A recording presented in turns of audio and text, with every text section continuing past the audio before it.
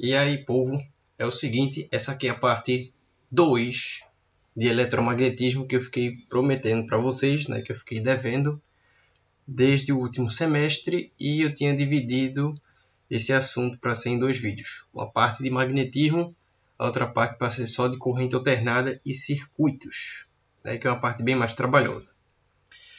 Bem, essa parte, além de corrente alternada e seus circuitos, a gente tem que ver primeiro indutância e alguns tipos de circuitos em corrente contínua para a gente conseguir trabalhar em corrente alternada, que é bastante coisa. Vamos lá.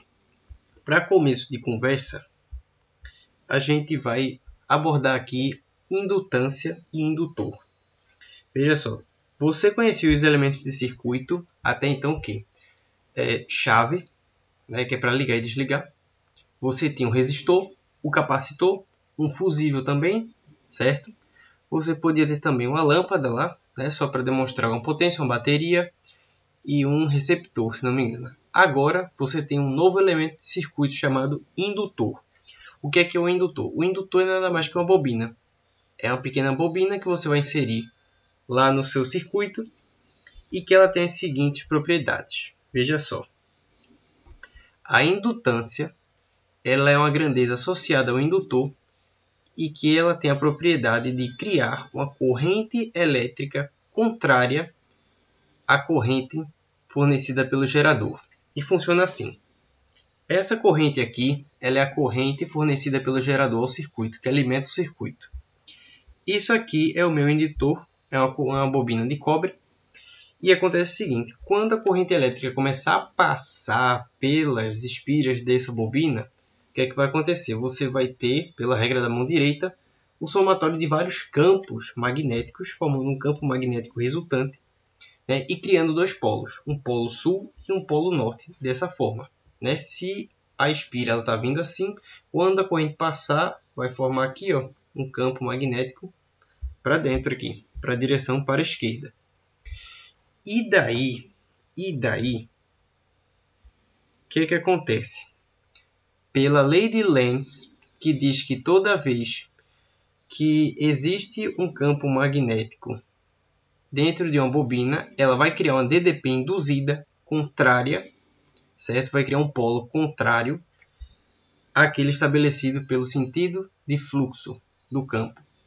Portanto, se o campo está nesse sentido e a corrente induzida ela é sempre contrária ao sentido do campo induzido, essa DDP induzida ela vai ter o quê? Os polos trocados. Né? A corrente que alimenta o circuito vinha daqui do polo positivo para o negativo. Essa indução de DDP induzida na bobina, no indutor, vai gerar um polo aqui negativo e outro positivo. Vai caracterizar essa corrente I', que é contrária à corrente dessa daqui fornecida pelo gerador. Isso que o indutor faz. Né? Ele faz tipo um atraso de corrente.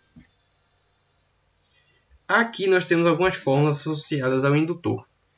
A indutância L ela é totalmente característica da geometria do indutor. Você tem aqui o número de espiras do indutor ao quadrado, a seção transversal de cada espira, a constante permeabilidade magnética do vácuo e o comprimento do seu indutor. Esse resultado ele aparece após algumas manipulações, né, inseridas uma bobina no circuito. Mas de fato, a indutância é isso aqui. A indutância é a razão do fluxo de campo magnético sobre a corrente elétrica. E fluxo de campo é Tesla metro quadrado e corrente ampere. Tesla metro quadrado sobre ampere é essa unidade H que a gente chama de Henry, em homenagem ao cientista. Esta aqui é a DDP induzida por um indutor no circuito. Ela é contrária ao sentido de corrente e ela é dada por essa expressão aqui. É isso que entra nas contas, nos cálculos das leis de Kirchhoff, quando formos resolver problemas de circuitos. Essa aqui é a energia cinética associada ao indutor. Ela lembra muito a fórmula mv² sobre 2 de energia cinética. Isso é energia armazenada em um campo magnético por um indutor. E aqui nós temos mais algumas outras fórmulas. Essa aqui é a equivalência que existe entre fluxo, indutância e campo magnético. Φ é igual a Li vezes BA, que é igual a BA também. E essa aqui, ele é o campo elétrico induzido. Se você tiver aqui um fio condutor que tenha dois terminais que percorram um caminho tal, o campo elétrico induzido por esta corrente que passa pelo fio condutor é dado por essa expressão. É ds, em que ds é o comprimento desse fio, a área de seção dele, dB/dt, que é a variação do campo pelo tempo.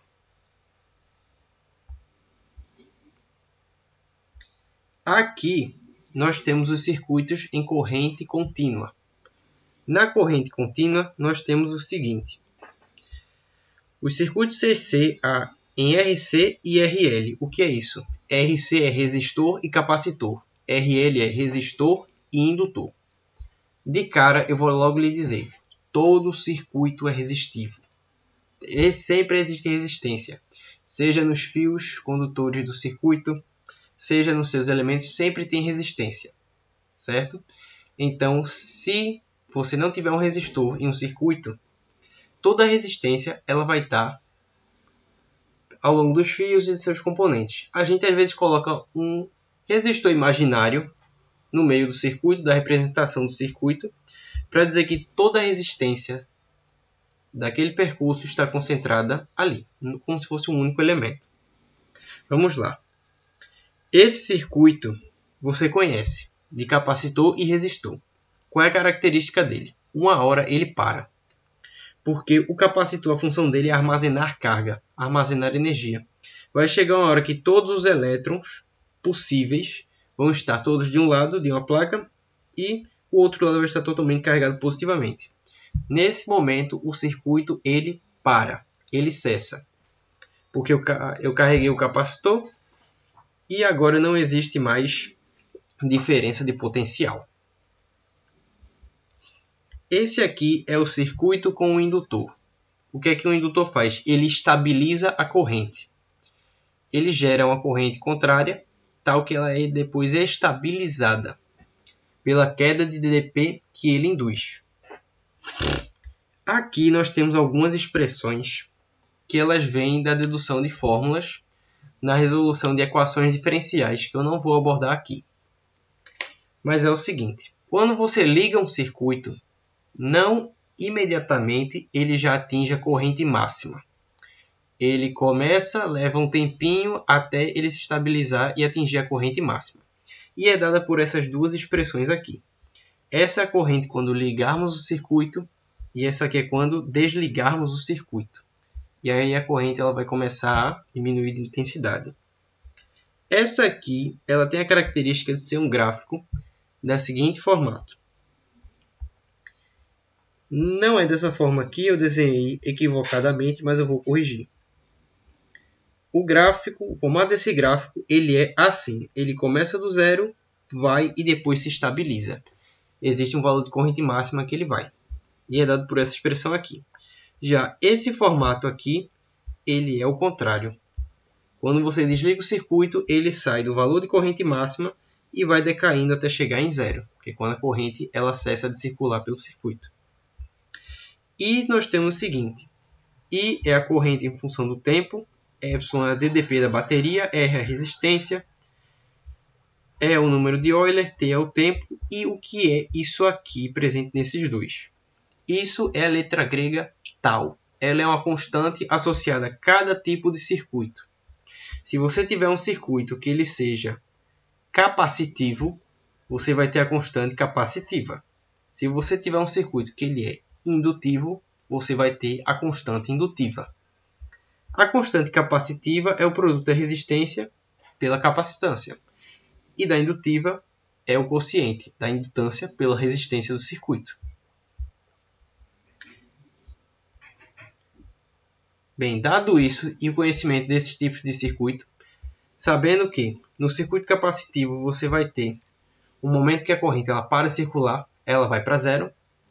E no indutivo, a gente tem um momento em que a corrente ela se estabiliza, né?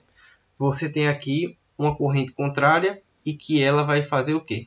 Vai estabilizar o valor de corrente máxima no indutor. Agora a gente vai para a parte mais complicadinha, que é corrente alternada. Eu começo lhe explicando da onde é que vem a corrente alternada. Eu tenho aqui, imerso em um campo magnético, uma bobina. Esse campo magnético é externo. E aqui eu tenho uma bobina, né, uma espira ou uma bobina quadrada. Pode ser circular ou quadrada. E eu vou rotacionar ela em torno do seu eixo. Ela vai girar aqui. E essas duas equações vão me auxiliar a lhe mostrar a corrente alternada. Isso aqui é o fluxo de campo magnético, que ele é o produto de BA cosseno θ. Esse cosseno θ é o seguinte.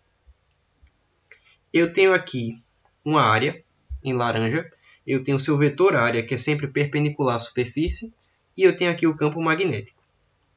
Essa expressão do fluxo diz que o fluxo é tão intenso quanto o vetor área e o vetor campo magnético estejam paralelos. Se eles estiverem paralelos, eu vou ter a abrangência completa da minha área para que o campo magnético ele faça seu fluxo por ela. Certo? E aqui é a DDP induzida, que induz, portanto, uma corrente. E ela é sempre contrária ao fluxo de campo em relação ao tempo. Pois bem, esta bobina ela vai girar. Isso aqui é a bobina, eu vendo-a de frente. Essa bobina ela vai rotacionar θ radianos. E o seu vetor área ela vai mudar em relação à sua angulação em relação ao campo magnético. Eu vou começar o movimento da minha bobina. O campo ele vai ficar fixo, ele tem uma direção fixa, que vai mudar sempre. A direção é o vetor área. Aqui ele está apontando para cima. Estou considerando o sentido positivo para cima. Quando eu rotacionar, você observa que ele vai criando uma angulação aqui, cada vez maior. Tal, aqui já tem 90, aí girou de novo e está contrário ao sentido do campo. E aí girou de novo e depois vai dar uma volta completa para ficar isso aqui. A bobina vai rotacionar em relação ao sentido e o vetor área da bobina em relação ao vetor campo magnético vai me gerar os seguintes ângulos. Aqui θ é 0, aqui vamos supor que seja 45 graus, 90 π radianos, 100, na verdade é 225 graus, que é isso aqui, e aqui 270. A bobina vai rotacionar. E a intensidade de fluxo de campo que por ela passa vai sempre variar, conforme a expressão de cosseno. Certo? Cosseno é um valor entre 0 e 1. Na verdade, menos 1 e 1. Ele pode assumir o valor inteiriço do fluxo de campo por ali, ou ele pode assumir somente uma fração. Porque só vai passar o quê? Uma projeção da minha área completa. Vamos lá. E diante disso, por conta da função cosseno e seno, a gente adota aqui a DDP induzida naquela bobina vai ser o quê? R vezes I vezes seno θ. R vezes I é a DDP máxima se fosse em corrente contínua. Mas o que é que vai acontecer? Observe que o gráfico de seno ele vai e volta. Ele sobe e desce. Ou seja, quando a bobina ela estiver rotacionando, no momento que ela fizer isso aqui, ela inverter o seu vetor área de sentido, os polos da DDP induzida eles trocam. E, portanto, a corrente passada na bobina vai inverter seu sentido. Corrente alternada é uma corrente que vai e volta, e vai e volta. Então, devido a essa variação e inversão de polaridade, conforme a rotação da bobina, a gente tem a corrente alternada e nós expressamos os valores de suas grandezas com funções senoidais. Essa expressão aqui, ela vem do seguinte. Se eu pegar a lei de Lenz, desenvolver ela para o fluxo e fazer a derivada em relação ao tempo, Lembrando que θ, ele vai ser, ó, pegando aqui as expressões de movimento angular, eu posso expressar como θ igual a θ0 mais ômega-t. Certo? Esse ômega vai ser a velocidade angular com que essa bobina ela gira. Fazendo essa derivada, certo? Em relação ao tempo, eu vou ter aqui, ó, BA seno θ, né? Sem admitir ainda que θ é ômega-t. A DDP máxima vai acontecer quando o cosseno de θ for zero, ou seja, o vetor área e o vetor campo estão alinhados. E daí eu vou ter aqui, ó, esse BA cosseno θ que vale 1, ele vai entrar aqui. Então, E vai ser igual a E máxima vezes seno θ. E que devido à velocidade angular, eu posso incorporar aqui agora. A corrente máxima seria se o circuito ele fosse em corrente contínua. Então, portanto, é R vezes I. Seno de θ0 mais ômega-t. Essa aqui é a expressão da DDP dos terminais de um gerador de corrente alternada. Essa aqui é sua representação em circuito. O gerador de corrente contínua ele é assim. O de corrente alternada é desse modo aqui. Em seguida, a gente vai ter os chamados circuitos CA, de corrente alternada puramente resistivo, indutivo e capacitivo. E isso você tem que prestar bastante atenção, porque depois nós vamos combinar os três elementos de circuito num só. Para circuitos puramente resistivos, nós vamos ter aqui o nosso gerador de corrente alternada. A corrente ela vai ir e voltar no sentido. A DDP nos terminais desse gerador vai ser E máximo seno ômega-θ. E a DDP nos terminais do resistor vai ser corrente do circuito resistivo vezes a resistência. Se eu tomar aqui de que o potencial aqui é o mesmo aqui, que é o mesmo aqui, e que esse potencial é o mesmo desse, que é desse, que é desse, que é desse, eu tenho que esses dois potenciais, tanto dos terminais do meu gerador como do meu resistor, são iguais. E a DDP nos terminais de um resistor é IR. A minha corrente, fazendo a substituição aqui, vai ser E máximo seno ômega-θ sobre R. O próximo aqui é um circuito indutivo. Todo circuito é resistivo, mas aqui ele vai admitir que a minha bobina, o meu indutor, ele vai fazer esse papel de resistência, né? De ser contrário à corrente, gerar uma corrente para o campo magnético, contrário à nossa corrente do gerador. E claro, no indutor, se a corrente uma hora está nesse sentido, o indutor ele vai fazer assim. E se for o contrário, ele vai fazer uma corrente em sentido contrário. Vamos lá. A DDP nos terminais do meu gerador de corrente alternada é essa expressão aqui. A DDP nos terminais de um indutor é essa aqui. Como a DDP desse ponto é igual a esse é desse, desse e desse, eu posso dizer que a DDP dos terminais do meu gerador é a DDP dos terminais do meu indutor. Dessa forma eu faço a substituição e aqui a gente faz um procedimento que é equações diferenciais. A gente resolve isso aqui isolando cada diferencial de um lado da equação. E aí a gente integra as duas. Quando nós integrarmos, nós vamos ter essa expressão aqui isolando a corrente.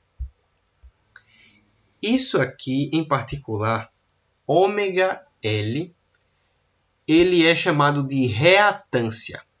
Reatância é uma forma de resistência, entre aspas, do indutor. Ele também é medido em ohms e a gente costuma chamar ele de XL. É a reatância do indutor, a resistência do indutor. A gente chama de reatância indutiva. E ela, sim, tem esse formato. É para ficar embaixo, sim, porque, veja só, isso aqui é DDP. DDP é R vezes I, resistência vezes corrente. Multiplicando aqui, ó, resistência, ohms, vezes corrente, que é amperes. Certo? Em seguida, nós temos aqui, ó, o outro circuito isolado, circuito capacitivo. Os capacitores em corrente alternada, eles fazem algo interessante. Eles não param. Você estabelece a corrente no gerador alternado e o circuito não para em momento nenhum. Por quê? Porque na hora que a corrente vir aqui deixar os elétrons, ela volta no sentido contrário para retirá-los. Então você tem sempre o quê? Você tem sempre um valor fixo de carga sendo armazenado e não crescendo com o tempo, como é a corrente contínua. Você tem um valor fixo de carga que o que eu acrescento, depois eu tiro. O que eu acrescento, depois eu tiro. E fica sempre um valor de carga constante ali no capacitor. Vamos lá. Mesma ideia. A DDP desse ponto é a mesma desse, e a desse é desse, e a mesma desse. A DDP nos terminais do gerador é essa aqui, e a DDP nos terminais de um capacitor é a razão da carga pela capacitância. Eu vou chamar a equação a mais, que é a corrente elétrica em termos de diferencial de carga. Corrente elétrica é o quê? A carga pelo tempo, ou dQ/dt. Eu vou fazer o mesmo procedimento que eu fiz ali na indutância, que é resolver a equação diferencial. E eu vou ter essa expressão aqui. Esse C vezes ômega, que é capacitância vezes ômega, o seu inverso, ele é... não é Henry, é em ohms. Ela é a chamada de reatância capacitiva. Ou seja, é a resistência, né, entre aspas, que o meu elemento de circuito capacitor oferece ao meu gerador. Então, dessa forma, a gente escreve assim, ó. O seu inverso é isso aqui está em ohms. Quando eu multiplicar para cá, vai dar certinho aqui a DDP. Então, a corrente no circuito capacitivo é a reatância capacitiva vezes a DDP do circuito alternado. Dado isso, eu vou abordar aqui uma parte interessante de corrente alternada.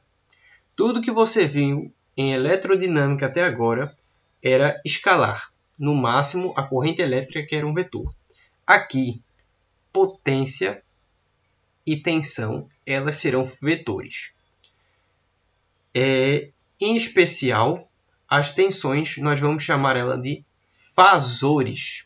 São vetores de tensão que eles estão o quê? A uma certa angulação. E aí a gente vai usar os termos se eles estão em fase ou fora de fase. Ou seja, eles estão síncronos, rodando juntinhos, ou um está adiantado e o outro atrasado. Vamos lá. Essa aqui é a tensão do circuito resistivo.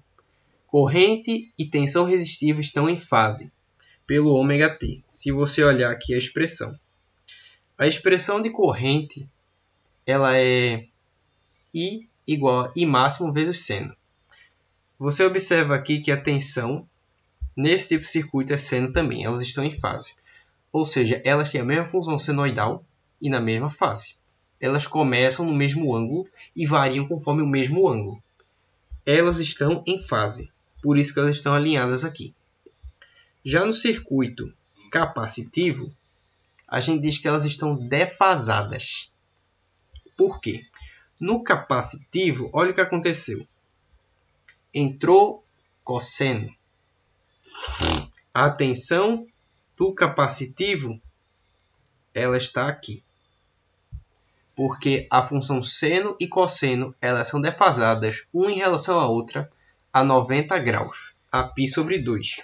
Se você desenhar o ciclo trigonométrico, aqui é cosseno, aqui é seno, para você dizer que o cosseno de um dado alfa é igual ao seno de um dado θ, você teria que adicionar ao cosseno π/2 radianos. Porque todo alfa aqui, ele ficaria para onde? Para cá. 90 graus para virar o seno. Cosseno e seno estão a 90 graus de defasagem um do outro. Por isso que os fasores da tensão capacitiva e corrente no circuito capacitivo estão defasadas uma em relação à outra. Então, o que acontece? Primeiro chega a corrente e depois a tensão. O que é que isso quer dizer? Quando a corrente atinge o seu máximo no capacitivo, a tensão atinge seu mínimo. Quando a tensão atingir o seu mínimo, ou quando a tensão atingir o seu máximo, a corrente atinge o seu mínimo.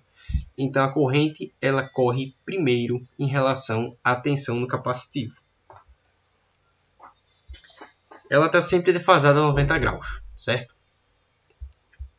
E essa aqui é no indutivo. Elas também estão defasadas. Elas não correm no mesmo ângulo. Aqui é o contrário da capacitiva. Primeiro a tensão e depois a corrente. Quando a corrente atingir o seu mínimo, a tensão atinge o seu máximo. Essa aqui é uma representação para os fasores. Um dado fasor pode ser expresso como o seu módulo, que é a sua intensidade. Isso aqui é obrigatório ter uma representação do ângulo, do seu ângulo de defasagem, que é o θ, esse cara aqui, e o ângulo aqui, que ele tem um nome especial. O nome desse ângulo, se não me engano, ele não é ângulo de defasagem, é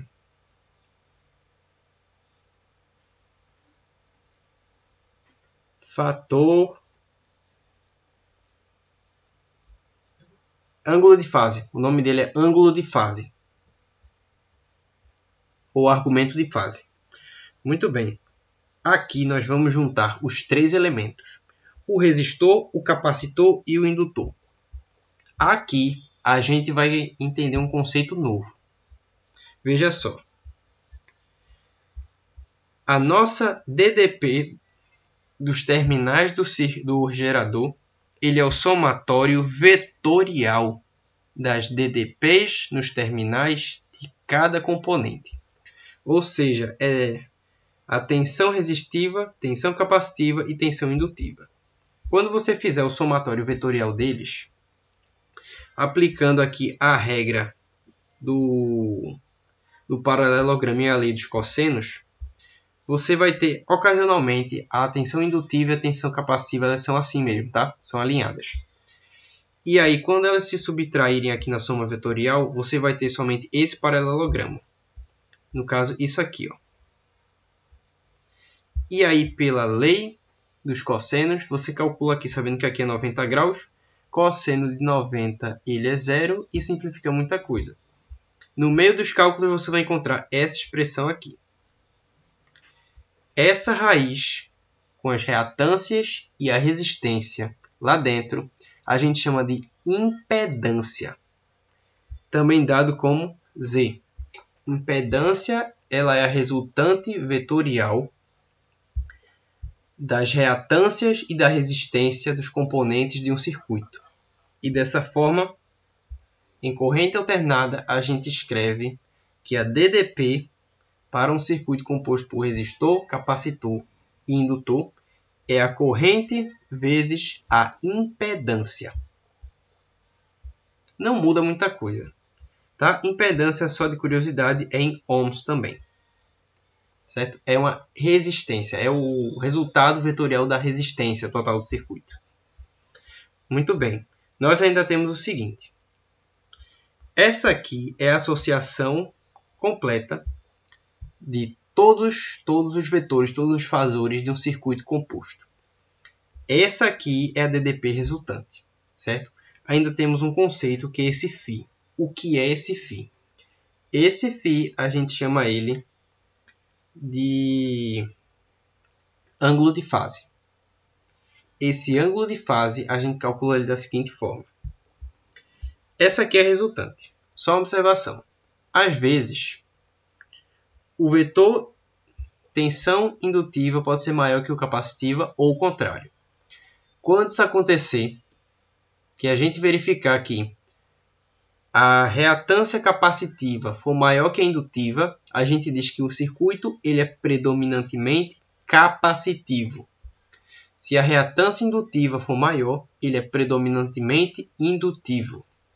Esse caso aqui, a gente vai admitir que ele é predominantemente indutivo. Dessa forma, ó, isso aqui forma um triângulo retângulo.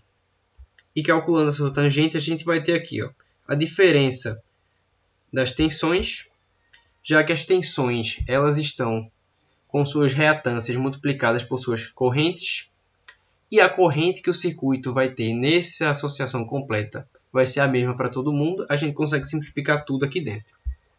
E aí vem essa expressão, xl menos xc sobre r. Se, isso aqui é o padrão, isso é a referência, tá?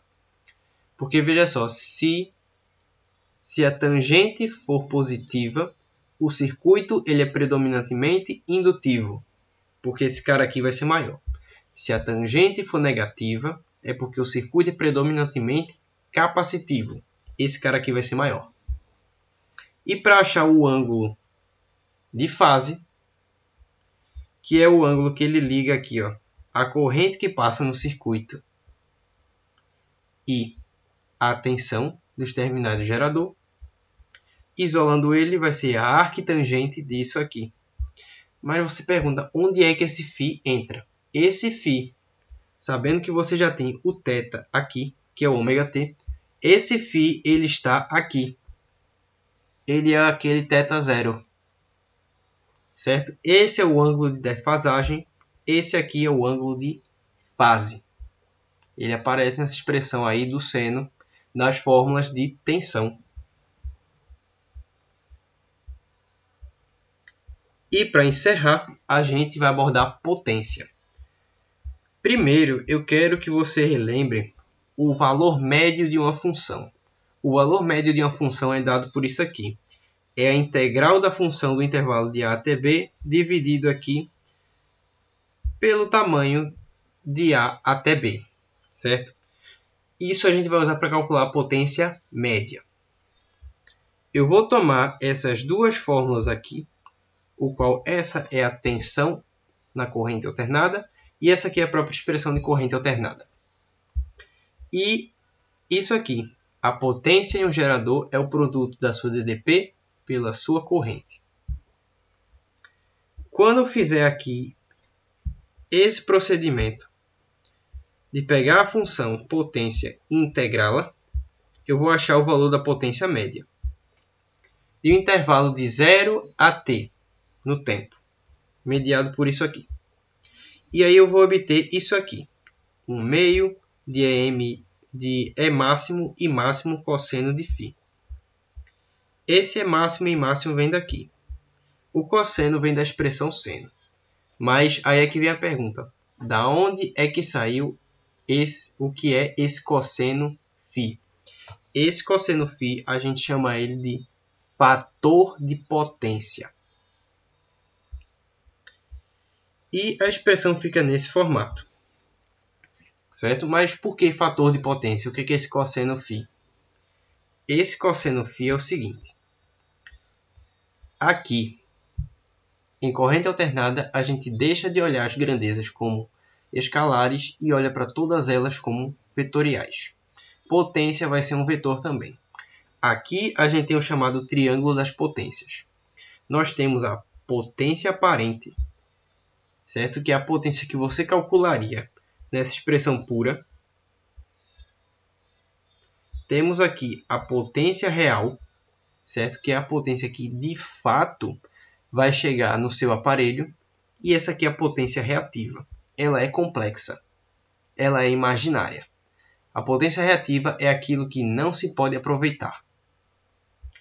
E a potência média é justamente o quê?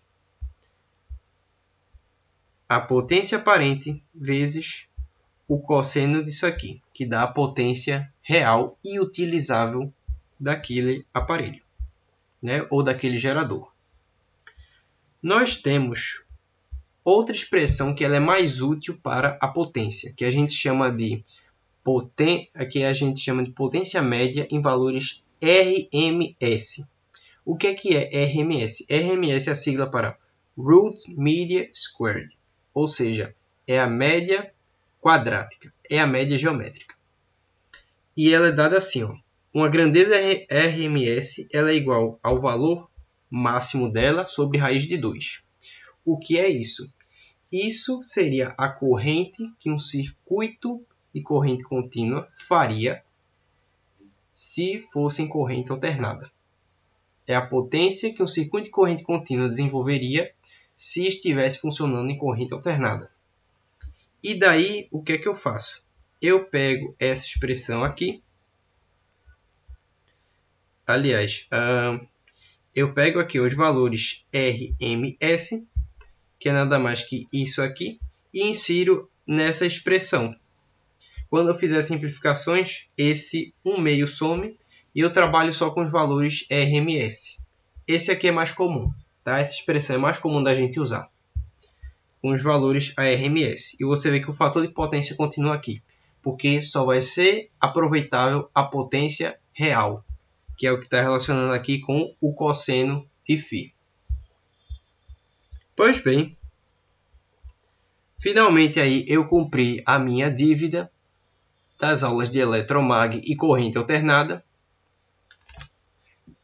E esse aqui é um vídeo que não vai ter mais utilidade para a gente, não teria mais utilidade para a turma, sabe? Porque eu estou fazendo isso aí póstumo o semestre, mas ele vai ser de ajuda para os que estão vindo, né, de Física 1, daquela reprovação em massa que aconteceu. Foi uma tragédia. Pois bem, eu termino o vídeo de hoje feliz e não mais endividado.